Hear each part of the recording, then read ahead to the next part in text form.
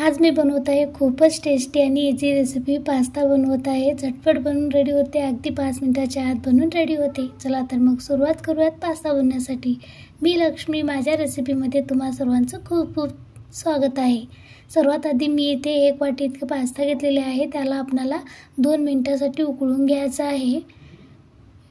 याला 2 मिनिटांसाठी उकळून घेऊन आपल्याला साईडला काढून घ्यायचा आहे। खूपच झटपट बनून रेडी होतो आणि टेस्टी देखील होतो। आता याला फ्राय करून घ्यायचं आहे। त्यासाठी मी एका पॅनमध्ये 2 चमच इतकं ऑइल घालत आहे। त्याचबरोबर ऑइल गरम झाल्यानंतर यामध्ये जिरा घालायचा आहे। आणखीन तुम्ही माझ्या व्हिडिओला लाईक केलं नसेल तर लाईक करा, त्याचबरोबर माझ्या चॅनलवरती नवीन असाल तर सबस्क्राईब देखील करा। आता जिरा तडतडून झाल्यानंतर यामध्ये कट केलेले अद्रकाचे तुकडे घालायचे आहेत, त्याचबरोबर लसणाचे देखील कट केलेले तुकडे घालायचे आहेत। वाटून घालण्यापेक्षा असे घातला तर खूपच टेस्टी लागतील।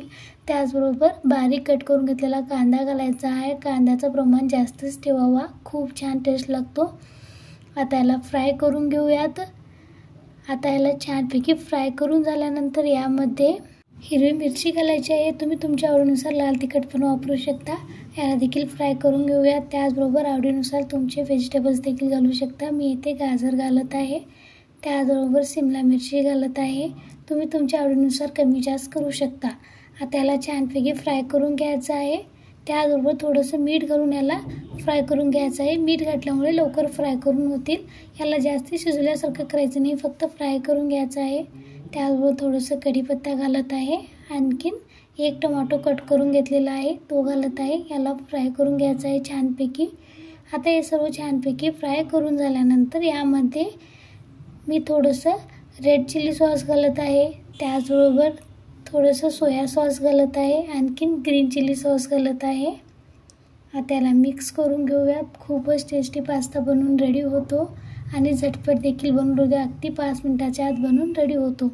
यामध्ये मी मॅगी मसाला घालत आहे 1 पॉकेट। या ठिकाणी पास्ता मसाला देखील भेटतो, पण माझं अवेलेबल नव्हतं म्हणून मी मॅगी मसाला घातलेले आहे। याला मिक्स करून घेऊयात। जे आपण पास्ता स्टीम करून ठेवलो होतो, आता त्याला मिक्स करून घेऊयात। आपला हा पास्ता एकदम रेडी आहे। यावरती थोडीशी कोथिंबीर घालायची आहे। तुम्ही हा माझा व्हिडिओ शेवटपर्यंत बघितल्यामुळे तुम्हा सर्वांचं खूप खूप धन्यवाद। चला तर मग पुन्हा भेटूया अशाच एका छानशा रेसिपीबरोबर। माझी ही रेसिपी कशी वाटली कमेंट्समध्ये नक्की सांगा। आवडल्या चॅनलला लाईक, शेअर, सबस्क्राईब करायला विसरू नका।